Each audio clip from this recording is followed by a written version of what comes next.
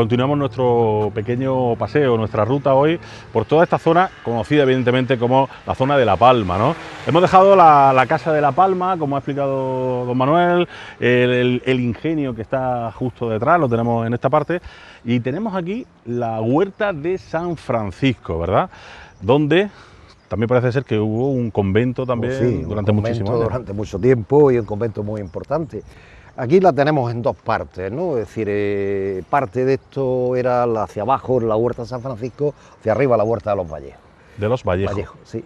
Antiguamente esto conformó pues toda una propiedad de los franciscanos. Los franciscanos llegan a Motril a principios del siglo XVII, se establecen en Motril después de los Frenes mínimos de la Victoria, y lo primero que hacen es establecerse, hacen su convento en el cerro. Y con el paso del tiempo el convento fue a más, y el convento que hacen en el Cerro de la Virgen de la Cabeza, debió quedársele pequeño, ¿no?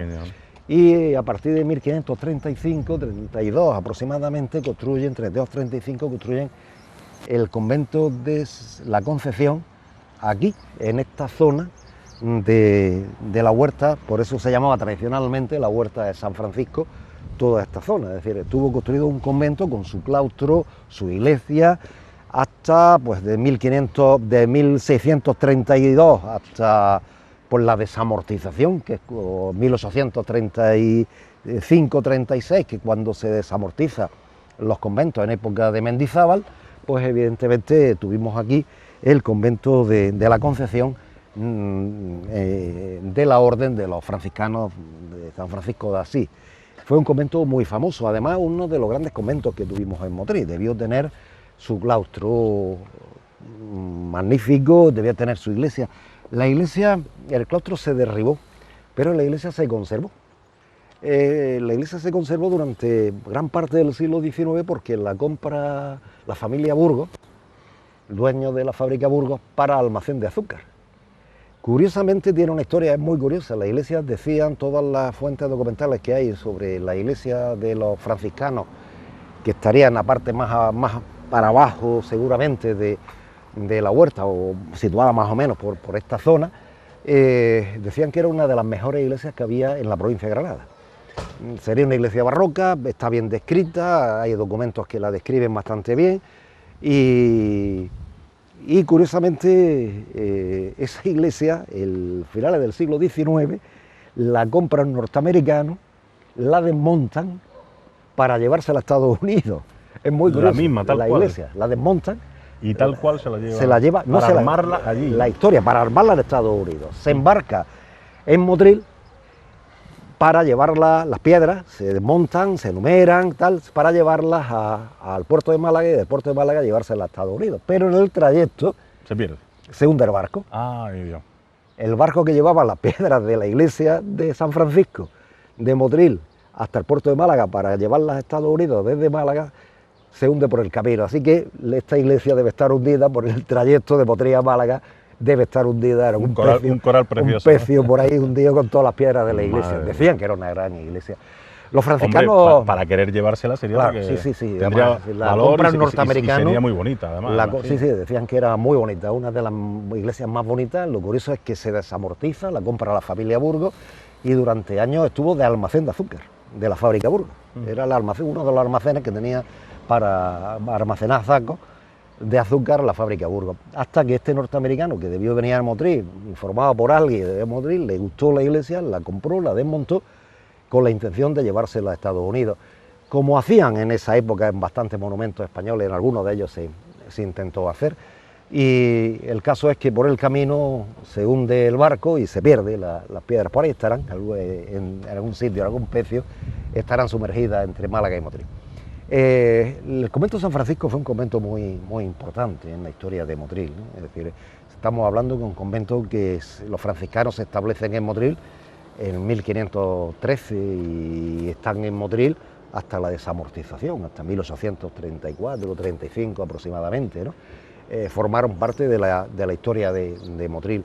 Y por eso a todo esto se le llamó la huerta de San Francisco, porque no solo estaba construido el claustro del convento, el convento, la iglesia, sino también tenían su huerta de cultivo, ¿no? Y era, pues curiosamente se regaba con la acequia chica, que venía por aquí, en esta parte de abajo venía la acequia chica, se regaba la huerta con la acequia chica y durante muchos años esto formó parte. Por eso la calle San Francisco se llama calle San Francisco, era la calle que comunicaba la puerta de Granada hasta llegar al convento de San Francisco. Claro. Y era pues una zona pues muy... parece que estaba a las afueras de Motril, pero tenía mucha vida. La Casa de la Palma, un ingenio, nos podemos imaginar el ingenio de La Palma, el trasiego de animales, de personas, de carros de leña, de trabajadores. Un ingenio tenía 500 trabajadores, 400, 500 trabajadores tenía un ingenio de azúcar de aquella época. Nos podemos imaginar el trasiego, la Casa de las Lonas al lado de la Casa de la Palma fabricando velas, el convento donde aquí vendrían pues, para misa y entierros y todas estas historias, un montón de gente. Es decir, en la ermita de San Sebastián, con la devoción que Motril tenía la ermita de San Sebastián. Y curiosamente, pues a pesar de que es una zona que está muy a la fuera, en teoría estaba muy fuera de Motril, debió ser una zona con muchísima vida. Es una zona con un gran trasiego en la entrada a Motril, un gran trasiego pues, de gente trabajando, ¿no? Es decir, de gente dedicada pues a... ¿Y habría también muchas casitas rodeando todo esto? Yo creo que no, yo creo que no. En los planos antiguos que hay, los planos del siglo XIX que hay de Motril, esto está a las afueras, ¿no? Es decir, la Casa de la Palma vivienda y como tal, ¿no? Como vivienda como tal, vivienda la gente no llegaba a vivir aquí, llegaba hasta Manuel Peña aproximadamente. Sí que, hombre, todo esto estaba limitado pues, por la Rambla de las Brujas, que ahora hablaremos de ella también, ¿no? Es decir, toda esta zona pues estaba la Rambla de las Brujas, que hoy está tapada, pero antiguamente recorría todo eso paralela a la fábrica del Pilar, ¿no? La verdad que ha quedado una zona muy bonita, toda esta zona de La Palma que estamos visitando, Manolo, una zona tranquila, bonita, de sosiego, de descanso prácticamente y con mucho valor, ¿no? Hemos dejado ahí detrás la Huerta San Francisco, salimos a lo que es la gran circunvalación de Motril hacia la zona norte, al sur tendríamos la Rambla de las Brujas. Sí, y a la fábrica, Bruxas, toda la Rambla de la Bruja y la fábrica del Pilar. Y la fábrica del Pilar, ahí erigida uno de insignia también de Motril, ¿no? de las zonas con también historia industrial de Motril. La fábrica del Pilar, la primera fábrica del Pilar la construye don José de Burgos, que estaba casado precisamente con la marquesa de Esquilache, doña Pilar de León y Gregorio, con lo cual por eso le puso la fábrica de Nuestra Señora del Pilar, en homenaje a su mujer. Después ella es la que se queda y originariamente la fábrica del Pilar, como la conocemos nosotros hoy, la instalación la hace una empresa que la hacen Burgos, Domínguez y García, se llamaba la empresa, que es la que levanta la primera fábrica de Burgos, del Pilar, o Burgos, como la conocemos nosotros hoy. Todo ese edificio de la primera estructura, estos edificios del almacén de azúcar y la casa de la administración y tal, pertenecen a esa época, ¿no? Pertenecen a la fábrica de Burgos, Domínguez y García, que fueron los primeros constructores de la fábrica del Pilar. Burgos es de Motril y Domínguez y García eran unos empresarios de Granada. Son ellos los que construyen pues, quizás la instalación fabril más importante de industria azucarera sobre los años finales del siglo XIX. A principios del siglo XX esta fábrica la compra el monopolio, el TRUS, la Sociedad General Azucarera, en la cual hay representantes motrileños, Burgos, la familia Burgos, Ricardo Burgos Careaga, Jiménez Caballero, don José Jiménez Caballero, y tal, y además compra la fábrica del Pilar y empiezan a comprar otras fábricas, de manera que la Sociedad General Azucarera se convierte en la industria monopolio, el trust, como le decía, y es una época en que Motril empieza a tener muchos problemas, porque como prácticamente ellos son los que rigen el tema de la producción azucarera de Motril, ponen los precios que quieren. Y entonces... Pues ya había una pequeña revolución por parte de los trabajadores. Claro. No de los trabajadores, sino de los labradores. De los labradores, perdón, claro. Es decir, el trabajador... Quejándose ya por el precio. Los precios de la caña eran, claro, ellos tenían el monopolio de la fabricación. La Sociedad General Azucarera, como era la dueña de la mayor parte de la fábrica, de las fábricas más importantes, las más productivas, podían poner los precios.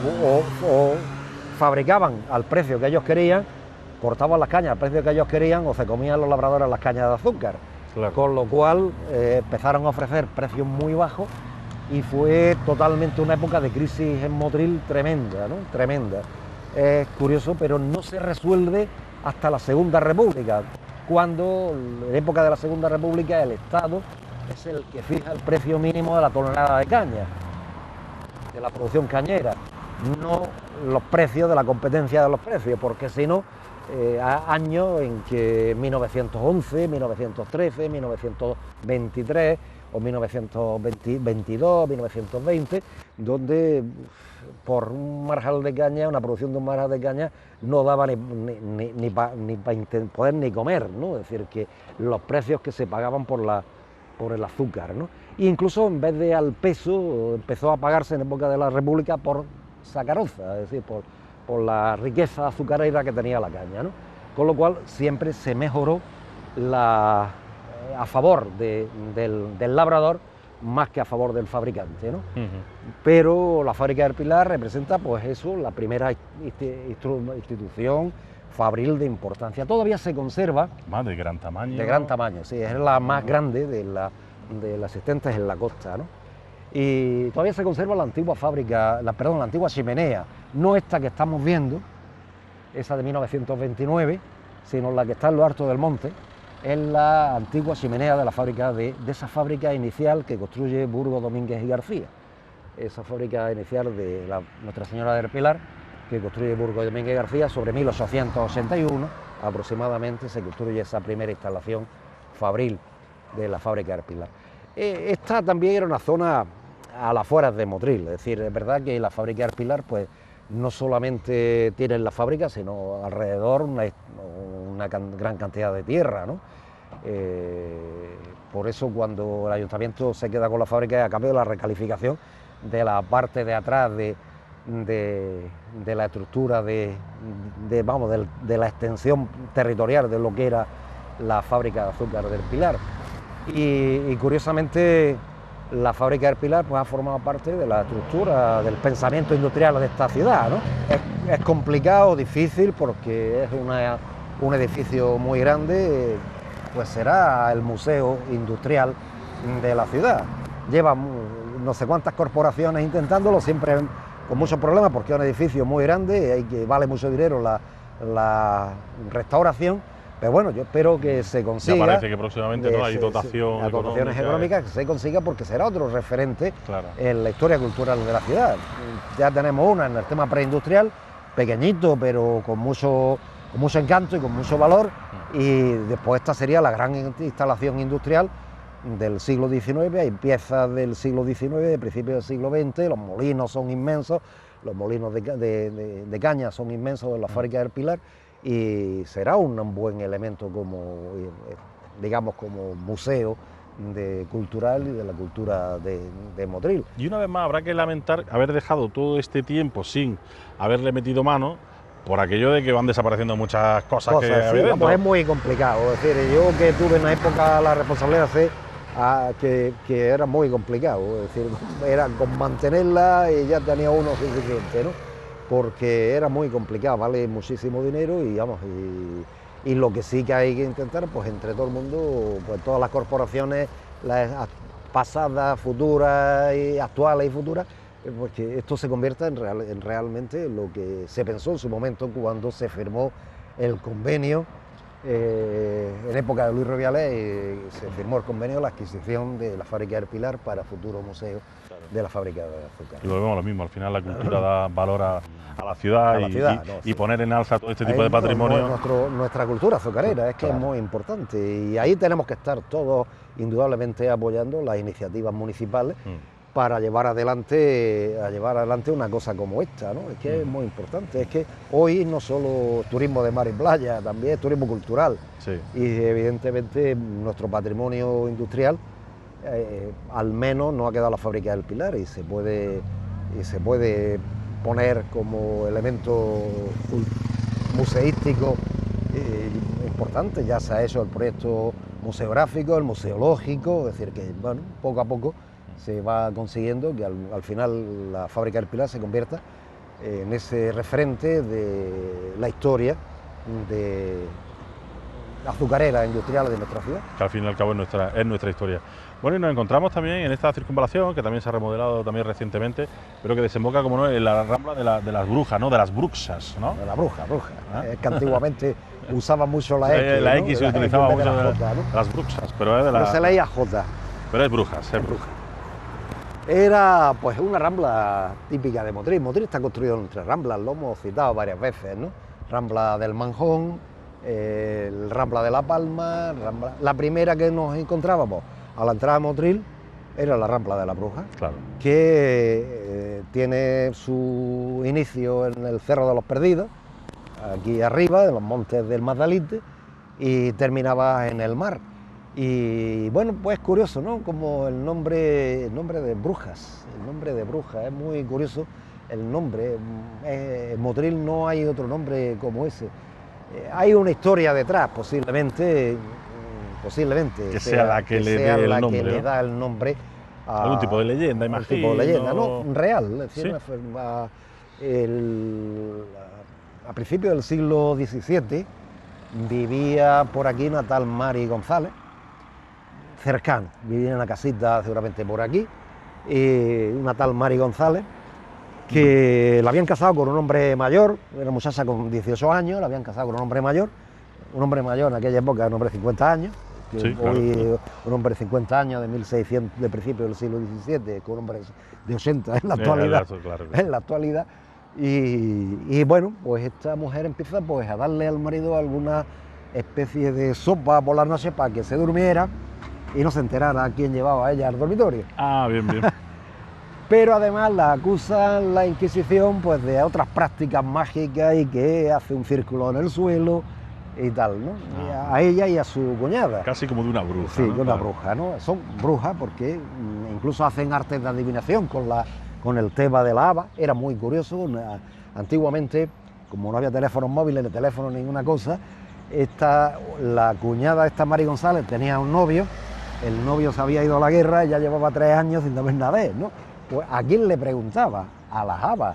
O echaban la haba a ver dónde está mi novio, está vivo, no está vivo, y las habas respondían, pues era una cuestión de brujería. Ya. De la tijera y el cedazo, que también lo hacía la Mari González, que era pinchar en un cedazo de cernés de harina, pinchar una tijera, coger la tijera y en función de cómo se movía el cedazo respondía a las preguntas.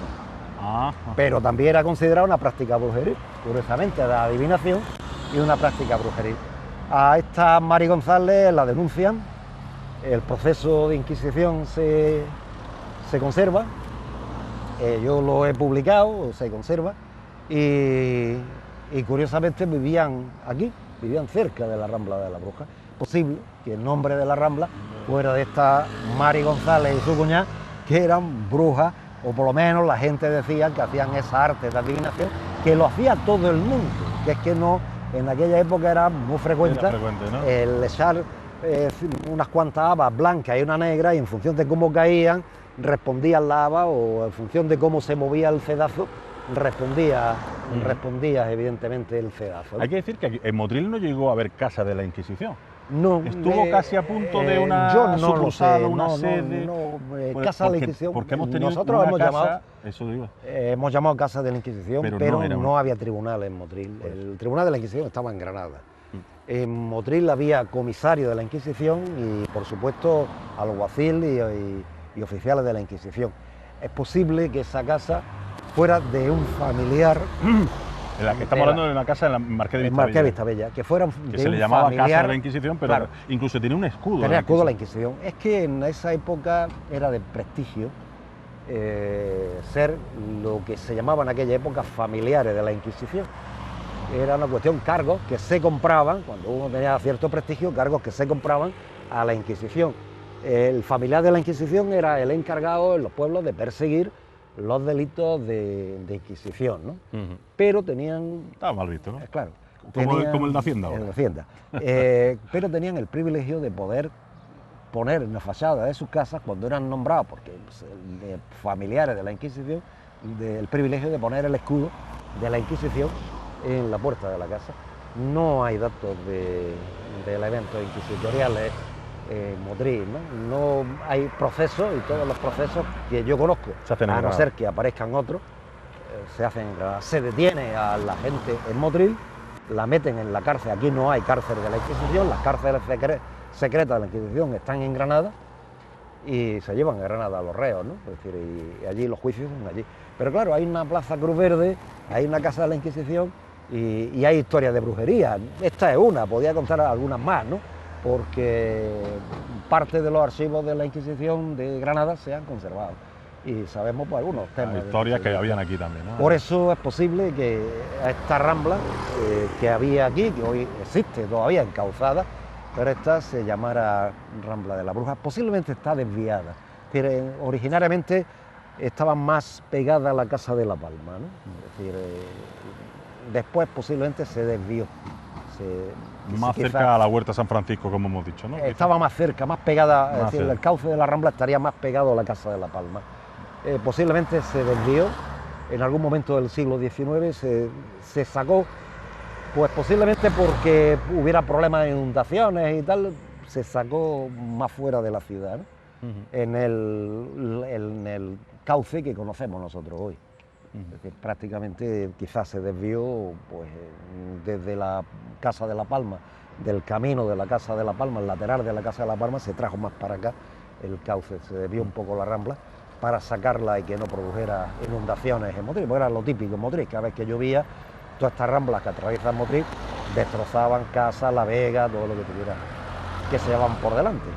Es decir, y bueno, esta es la historia de esta zona, ¿no? Una zona que parece muy alejada de Motril, como decíamos, pero tuvo mucha vida, ¿no? Nos podemos imaginar la fábrica del Pilar funcionando, ¿no? Del siglo XIX funcionando, claro. En la época de auge cañero. Nos podemos imaginar mucho más antiguo la Casa de la Palma, la fábrica de la Palma funcionando, San Sebastián, las casas que había antes de la Casa de las Lonas, la entrada a Motril, todo esto tierras de cultivo, todo lo que es la Puxilla, tierras de cultivo, tierras de caña. Es decir, que evidentemente esto tendría también una vida muy importante en el Motril que estamos hablando, de épocas pasadas, ¿no?